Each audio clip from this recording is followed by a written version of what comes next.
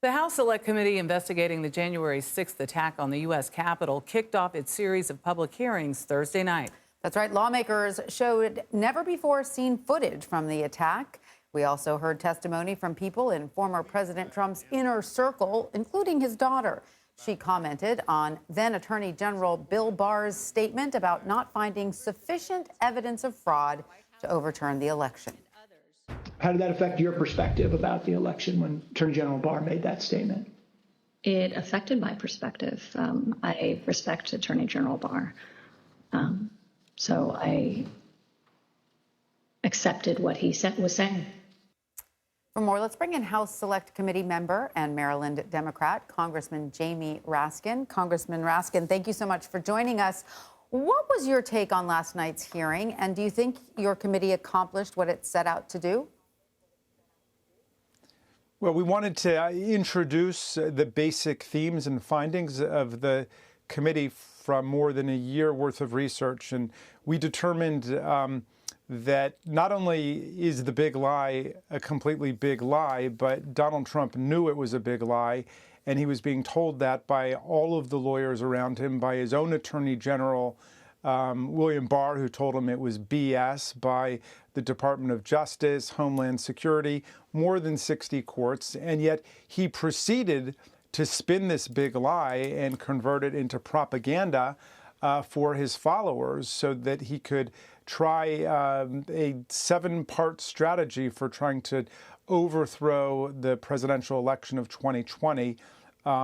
Fortunately, in the final analysis, none of it worked, but we came very close to having some kind of a political coup in the country, or a violent insurrection, or the merger of the two of them. And we're going to set forth all of the details we've been able to find so the American people can know, because it's a democracy. In a democracy, the people have a right to know. If that is the case, and that is the case you're trying to make, that there was this coup led, the titular head being the president, the former president of the United States, like, what accountability should the American people be expecting that Congress should be placing? I mean, essentially, the DOJ has the authority to make this a criminal investigation, but what does Congress have to do to get it to that point?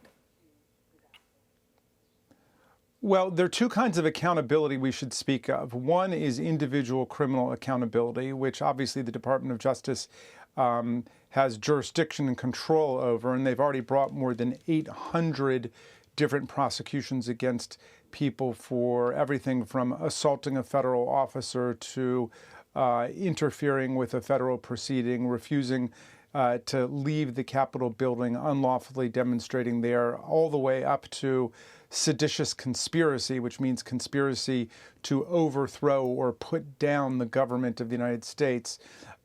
So that's within their bailiwick. That's their jurisdiction. Of course, all of the evidence that we've compiled is available to America, and that's why we're putting it out there. But there's another kind of accountability, and that's the accountability that we, as the representatives of the people, have to fortify our democratic institutions going forward, to make sure that we're not ever again susceptible to potential coups, insurrections, and this kind of political violence leveled against our institutions. And so this truth-telling process is part of the process of the people learning about what happened, and then we've got to put forth proposals about what needs to be done to safeguard the right to vote, the presidential electoral college process, democracy in America against these attacks. And the problem is that Donald Trump, of course, and his followers have positioned themselves outside of the constitutional order. Right. So I guess the question a lot of people have, Congressman Raskin, is why hasn't there been a criminal referral to the Justice Department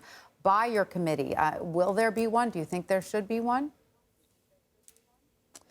Well, we've made multiple criminal referrals to the Department of Justice of people who acted in contempt of our committee, because there's a specific federal statute which provides that Congress has the right to subpoena people and to receive their truthful testimony. And if they just blow off the subpoenas, as several of them have done, like Kevin McCarthy Steve being Bannon one, or But essentially, Peter Navarro, yeah. Yeah, there are a number of people who have. So are we talking about Congress taking the steps of censure, these referrals to DOJ? And how about the highest echelon? We're talking about the former president himself. Right. Okay. So what I was just distinguishing was there's a specific statute that allows for Congress to refer people for acting in contempt of the Congress and violating our authority. I think so that causes some confusion because people think that we can just refer people for other federal crimes, and there's no specific statute that allows for that. I mean, I suppose anybody can just call up the Department of Justice or write them a letter. We are making all of our findings public for everybody, including the Department of Justice. We've also taken very specific positions in litigation, for example, the John Eastman litigation, where the judge posed the question of whether crimes were committed as part of his analysis of the attorney-client privilege question with respect to Eastman. And we came back and said that there was no attorney-client relationship, but if there was, the privilege doesn't apply because there were crimes being committed, and we laid them out. And Judge Carter, the federal district court judge in California, agreed with us, and he said it was likely that Donald Trump had committed offenses, specifically conspiracy to interfere with the federal proceeding and conspiracy to defraud the United States, the people of the country, of an honest election. So, you know, we've already included those offenses in our legal pleadings in one case. And so we haven't been shy about doing that. But, you know, in our country, in our form of government, there's a separation of powers, and Congress doesn't prosecute people. In fact, there's a provision in the Constitution that doesn't allow us to prosecute people, the Bill of Attainder Clause. It's the executive branch that does it. Now, there's been a lot of confusion about that because Donald Trump was so busy trying to micromanage the Department of Justice to get them to prosecute his enemies and to let his friends go. So we don't want to be involved in anything like that. We're just putting out all of the evidence we've collected. And the Department of Justice should be doing the right thing. The key thing for us is that the American people understand, Congress understand the threats that we're under and what needs to be done to fortify democratic process under our constitutional. Last night's hearing also detailed the chaos and the violence of January 6th. That was a triggering moment for a lot of people. I've been having conversations about it all day. Can we expect a similar theme during next week's hearings, or will the focus shift towards other pieces of the investigation? Well, you know, there are different elements of what's going on here, and the public at this point is probably most familiar with the violent and insurrectionary components, which will run through our hearings as a critical theme and come back, I think, towards the end in a really strong way. But we're also going to lay out the story of how Donald Trump became the first president in the history of the United States who tried to overthrow a presidential election in other words, to try to turn around his own defeat by illegitimate means. And you know, he started off lawfully by bringing these ridiculous lawsuits, but this is America. Anybody can sue anybody. But it came back with more than 60 federal and state court judges, including 8 appointed by Donald Trump himself, repudiating, rejecting every single allegation of electoral corruption and fraud. All of it was proven, as his own Attorney General William Barr said, to be BS. There was nothing there. And that should have been the end of it, as the chair of our committee said last night. But it wasn't the end of it. He proceeded to try to threaten, cajole, coerce, persuade state legislatures to nullify the popular vote and install Trump electors, to try to convince election officials just to find me 11,780 votes, which was an act of attempted election fraud, caught red-handed on tape.